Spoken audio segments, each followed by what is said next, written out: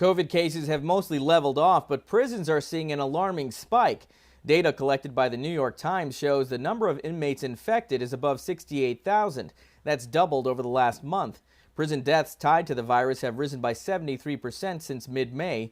The 5 largest known clusters of the virus are in correctional institutions.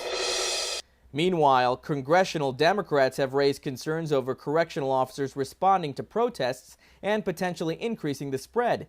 They sent a letter to the Bureau of Prisons this week. It asks if these officers will be tested for the virus before deployment and when returning to their facilities.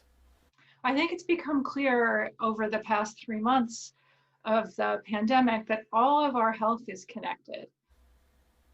Vicki Wacchino is CEO of Coaches, which advocates for improving health in jails and prisons. She says any future COVID relief legislation needs to address the issue like part of the HEROES Act passed by the House in May. For the first time, the reentry provision would allow inmates to have Medicaid coverage 30 days before release back into the community. That could improve testing and public health and safety.